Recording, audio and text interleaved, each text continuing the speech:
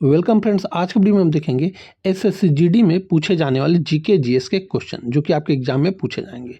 दोस्तों, यदि आपको यह वीडियो अच्छा लगे तो इस वीडियो को लाइक और अपने दोस्तों में इस वीडियो को जरूर से जरूर शेयर करें। तो चलिए मैं इस वीडियो को शुरू करता हूं।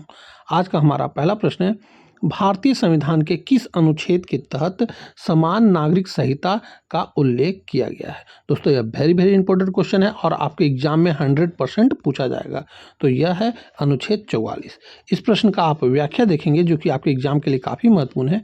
अनुच्छेद 44 राज्य के नीति निर्देशक तत्व के अंतर्गत आता है जो पूरे देश के लिए एक समान नागरिक संहिता बनाने का निर्देश देता है।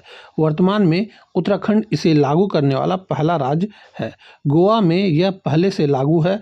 अनुच्छेद 40 पंचायतों से है और अनुच्छेद 48 कृषि एवं पशुपालन और अनुच्छेद 50 जो है कार्यपालिका से न्यायपालिका के पृथक्करण से संबंधित है। ये फैक्ट आपको एग्जाम के लिए काफ़ी महत्वपूर्ण है जो कि पूछे भी जाएंगे। हमारा अगला प्रश्न है, हर्यक वंश का वह शासक कौन था जिसने अपने पिता बिंबिसार की हत्या करके सिंहासन प्राप्त किया था। तो वह थे अजातशत्रु जी। इस प्रश्न का आप व्याख्या देखेंगे कि अजातशत्रु ने 492 ईसा पूर्व में अपने पिता बिंबिसार की हत्या कर मगध की गद्दी हथिया ली थी। अजातशत्रु के शासनकाल में ही राजगृह में प्रथम बौद्ध संगीत का आयोजन हुआ था। ये भी आपको याद रखना है। अजातशत्रु के पुत्र उदयन ने पाटलिपुत्र शहर की स्थापना की थी। ये भी आपको याद रखना है। ये सारे के सारे एग्जाम में पूछे जाने के लिए संभावना है। भारत की सबसे लंबी तटरेखा वाला राज्य कौन सा है। तो वह राज्य है गुजरात। इस प्रश्न का आप व्याख्या देखेंगे कि गुजरात की तटरेखा सबसे लंबी है जिसकी लंबाई लगभग 1600 किलोमीटर है। भारत में कुल 9 राज्य समुद्र तट से लगे हैं। दक्षिण भारत में सबसे लंबी तटरेखा वाला राज्य आंध्र प्रदेश। भारत की कुल मुख्य भूमि की तटरेखा 6100 किमी है जबकि द्वीपों सहित यह 7516.6 किलोमीटर है। ये आपको याद रखना है। हमारा अगला प्रश्न है, ध्वनि की तीव्रता मापने की इकाई क्या है। तो ध्वनि की तीव्रता मापने की इकाई डेसिबल है। इस प्रश्न का आप व्याख्या देखेंगे कि ध्वनि की प्रबलता या तीव्रता डेसिबल में मापा जाता है। सामान्य बातचीत के लिए 30 से 40 डेसिबल और शोर के लिए 80 डेसिबल से ऊपर की ध्वनि मानी जाती है। हर्ट्ज ध्वनि की आवृत्ति है मापने की इकाई, जबकि कंडेला ज्योति तीव्रता और एम्पियर विद्युत धारा की एसआई इकाई है। ये सभी आपको याद रखने हैं। हमारा अगला प्रश्न है, मिर्ची महोत्सव और खजुराहो नृत्य महोत्सव किस राज्य में से संबंधित है। तो यह संबंधित है मध्य प्रदेश से। मिर्ची महोत्सव और खजुराहो मध्य प्रदेश से संबंधित है। इस प्रश्न का आप व्याख्या देखेंगे कि खजुराहो नृत्य महोत्सव मध्य प्रदेश के छतरपुर जिले में स्थित यूनेस्को विश्व धरोहर स्थल खजुराहो में प्रतिवर्ष मनाया जाता है। मिर्ची महोत्सव खरगोन जिले में लोकप्रिय है। मध्य प्रदेश को भारत का हृदय और टाइगर स्टेट भी कहा जाता है। ये आपको याद रखना है। हमारा अगला प्रश्न है, भारतीय राष्ट्रीय कांग्रेस के प्रथम मुस्लिम अध्यक्ष कौन थे। तो मुस्लिम अध्यक्ष थे बदरुद्दीन तैयब जी। इस प्रश्न का आप व्याख्या देखेंगे कि बदरुद्दीन तैयब जी 1887 में मद्रास अधिवेशन में कांग्रेस के तीसरे और पहले मुस्लिम अध्यक्ष बने। कांग्रेस की स्थापना 1885 में एओ ह्यूम ने की थी और पहले अध्यक्ष वोमेश चंद्र बनर्जी मौलाना आज़ाद सबसे कम उम्र के अध्यक्ष रहे थे। ये आपको याद रखना है। ये सारे के सारे फैक्ट आपके एग्जाम के लिए काफ़ी महत्वपूर्ण है। पारा का मुख्य अयस्क कौन सा है। तो पारा का मुख्य अयस्क है सिनेवार। इस प्रश्न का आप व्याख्या देखेंगे कि सिनेवार पारे का सबसे महत्वपूर्ण खनिज है। पारा कमरे के तापमान पर तरल अवस्था में रहने वाली एकमात्र धातु है। बॉक्साइड एल्युमिनियम का, गैलेना सीसा का और मैग्नेटाइट लोहे का प्रमुख अयस्क है। ये आपको याद रखना है। हमारा अगला प्रश्न है, 2011 की जनगणना के अनुसार भारत का सबसे कम जनसंख्या घनत्व वाला राज्य कौन सा है। तो वह राज्य का नाम है अरुणाचल प्रदेश। इस प्रश्न का आप व्याख्या देखेंगे कि 2011 की जनगणना के अनुसार अरुणाचल प्रदेश का जनसंख्या घनत्व केवल 17 व्यक्ति प्रति वर्ग किलोमीटर है। इसके विपरीत सबसे अधिक जनसंख्या घनत्व वाला राज्य बिहार 1106 वर्ग किलोमीटर है। सिक्किम भारत का सबसे कम जनसंख्या वाला राज्य है। ये भी आपको याद रखना है। हमारा अगला प्रश्न है, नीली क्रांति के जनक के रूप में किसे जाना जाता है? तो यहाँ नीली क्रांति की बात कही जा रही है, तो यह जाना जाता है हीरालाल चौधरी को। इस प्रश्न का आप व्याख्या देखेंगे जो कि आपके एग्जाम के लिए काफ़ी महत्वपूर्ण है। डॉक्टर हीरालाल चौधरी डॉक्टर अरुण कृष्ण को मछली उत्पादन में वृद्धि नीली क्रांति का जनक माना जाता है। एम.एस. स्वामीनाथन भारत के हरित क्रांति के, और वर्गीज कुरियन श्वेत क्रांति दूध के, और सेम पित्रोदा पीली क्रांति खाद्य तेल के जनक माने जाते हैं। ये सारे के सारे फैक्ट आपके एग्जाम के लिए काफ़ी महत्वपूर्ण है। लावनी और तमाशा किस राज्य के प्रसिद्ध लोक नृत्य है? यह वेरी इंपॉर्टेंट क्वेश्चन है और 100% आपके एग्जाम में पूछा जाएगा। तो यह दोस्तों है महाराष्ट्र का प्रसिद्ध लोक नृत्य। इस प्रश्न का आप व्याख्या देखेंगे कि लावनी महाराष्ट्र का एक लोकप्रिय और लोक संगीत है, नृत्य के रूप में है, जो विशेष रूप से ढोलकी की थाप पर किया जाता है। तमाशा महाराष्ट्र का एक पारंपरिक थिएटर लोक नाटक रूप है।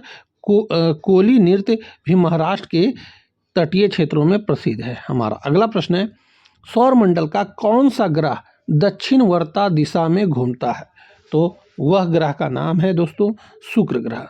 इस प्रश्न का आप व्याख्या देखेंगे कि सौरमंडल के दो ग्रह शुक्र और अरुण जो है अपनी धुरी पर पूर्व से पश्चिम की ओर घूमते हैं, जबकि पृथ्वी सहित अन्य ग्रह पश्चिम से पूरब की ओर घूमते हैं। शुक्र को पृथ्वी की जुड़वा बहन और सबसे गर्म ग्रह भी कहा जाता है। हमारा अगला प्रश्न है, इक्ता प्रणाली की शुरुआत किस सुल्तान ने की थी?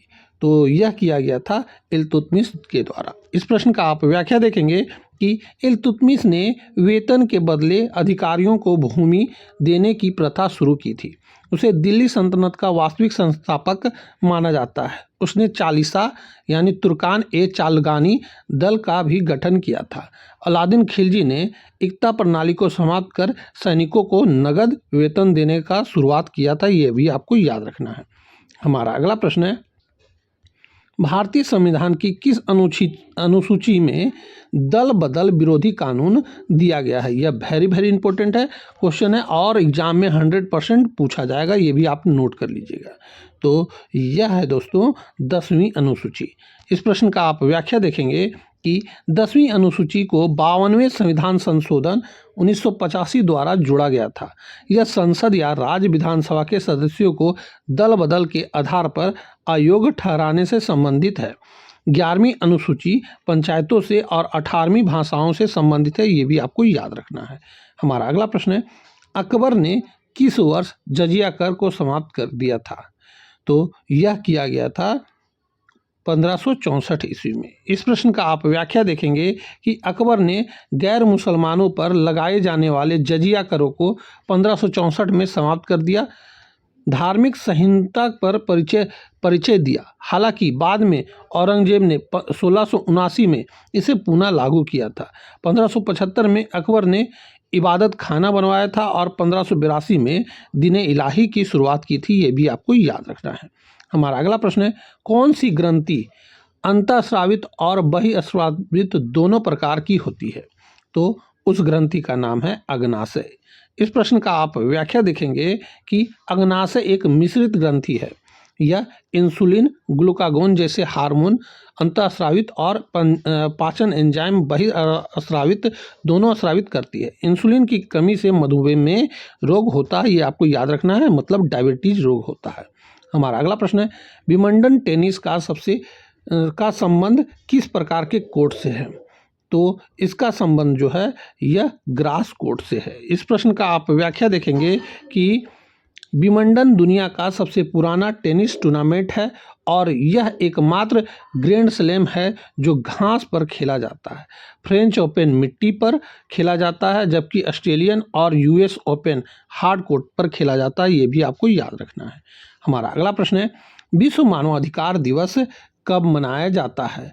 तो यह मनाया जाता है दोस्तों 10 दिसंबर को। इस प्रश्न का आप व्याख्या देखेंगे कि संयुक्त राष्ट्र महासभा ने 10 दिसंबर 1948 को मानवाधिकार की सार्वभौमिक घोषणा को अपनाया था। 1 दिसंबर को एड्स दिवस, 5 जून को पर्यावरण दिवस और 24 अक्टूबर को संयुक्त राष्ट्र दिवस मनाया जाता है, ये भी आपको याद रखना है। हमारा अगला प्रश्न है, अर्थशास्त्र में रेपो रेट का क्या अर्थ होता है? तो अर्थशास्त्र में रेपो रेट का जो अर्थ होता है वह होता है दोस्तों, वह दर जिस पर आरबीआई वाणिज्य बैंकों को ऋण देता है, यानी ऑप्शन नंबर बी। इस प्रश्न का आप व्याख्या देखेंगे कि जब बैंकों के पास धन की कमी होती है तो आरबीआई से जिस दर पर उधार लेते हैं उसे रेपो रेट कहते हैं। इसके विपरीत रिवर्स रेपो रेट वह दर है जिस पर बैंक अपना अतिरिक्त पैसा आरबीआई के पास जमा करते हैं और ब्याज पाते हैं। हमारा अगला प्रश्न है, अजंता की गुफाएं किस काल में निर्मित की गई थी? तो यहाँ अजंता की गुफाएं की बात कही जा रही है, तो यह गुप्त काल में निर्मित की गई थी। इस प्रश्न का आप व्याख्या देखेंगे, महाराष्ट्र के औरंगाबाद में स्थित अजंता की गुफाएं मुख्य रूप से गुप्त शासकों के संरक्षण में बौद्ध धर्म से संबंधित चित्रों और मूर्तियों के लिए बनाई गई थी। इन्हें 1983 में यूनेस्को की सूची में शामिल किया गया था। हमारा अगला प्रश्न है, मजहब नहीं सिखाता आपस में बैर रखना पंक्ति किसने लिखी थी? तो यह पंक्ति लिखा गया था मोहम्मद इकबाल के द्वारा। इस प्रश्न का आप व्याख्या देखेंगे कि यह पंक्ति तारान ए हिंद सारे जहां से अच्छा कविता का हिस्सा है, जिसकी रचना प्रसिद्ध कवि मोहम्मद इकबाल ने की थी। हमारा अगला प्रश्न है, शुष्क बर्फ किसका ठोस रूप होता है? तो शुष्क बर्फ जो होता है यह कार्बन डाइऑक्साइड का ठोस रूप होता है। इस प्रश्न का आप व्याख्या देखेंगे, ठोस कार्बन डाइऑक्साइड को शुष्क बर्फ कहा जाता है। यह सीधे ठोस से गैस में बदल जाती है, ऊर्ध्वापातन और गीलापन नहीं छोड़ती। इसका उपयोग प्रतिशीतन में किया जाता है, ये भी आपको याद रखना है। हमारा अगला प्रश्न है, सार्क का मुख्यालय कहाँ स्थित है? तो सार्क का मुख्यालय जो है यह स्थित है काठमांडू में। इस प्रश्न का आप व्याख्या देखेंगे कि सार्क दक्षिण एशियाई क्षेत्रीय सहयोग संगठन की स्थापना 1985 में ढाका में हुई थी, लेकिन इसका सचिवालय काठमांडू में है।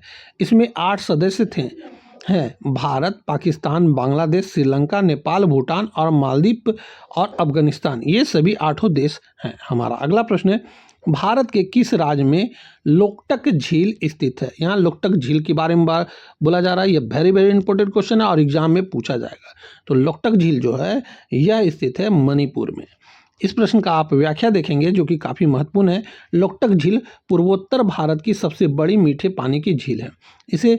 इस झील पर दुनिया का एकमात्र तैरता हुआ राष्ट्रीय उद्यान केबुल लामजाओ स्थित है, जो संघाई हिरन के लिए प्रसिद्ध है, ये भी आपको याद रखना है। हमारा अगला प्रश्न है, फीफा विश्व कप 2026 का आयोजन किन देशों में किया जाएगा? तो इसका आयोजन किया जाएगा अमेरिका, मेक्सिको और कनाडा में। इस प्रश्न का आप व्याख्या देखेंगे कि 2026 का फुटबॉल विश्व कप पहली बार 3 देशों में संयुक्त रूप से आयोजित होगा। 2022 का विश्व कप कतर में हुआ था, जिसे अर्जेंटीना ने जीता था, ये भी आपको याद रखना है। हमारा अगला प्रश्न है, भारत में स्वर्ण चतुर्भुज परियोजना किससे संबंधित है? तो यह संबंधित है सड़क परिवहन से। इस प्रश्न का आप व्याख्या देखेंगे कि यह परियोजना भारत के 4 प्रमुख महानगरों दिल्ली, मुंबई, चेन्नई, कोलकाता को जोड़ने वाला एक राष्ट्रीय राजमार्ग नेटवर्क है। इसे अटल बिहारी वाजपेयी के शासन काल में शुरू किया गया था। तो दोस्तों यहीं पे हमारा इस सेट का 25 क्वेश्चन पूरा हो जाता है, जो कि आपके एग्जाम में पूछे जाने की अधिक से अधिक संभावना है। यदि आपको वीडियो अच्छा लगा है तो इस वीडियो को लाइक और अपने दोस्तों में इस वीडियो को शेयर जरूर करें। तो अब हम आपसे मिलेंगे अगली वीडियो में, तब तक के लिए जय हिंद, वंदे मातरम।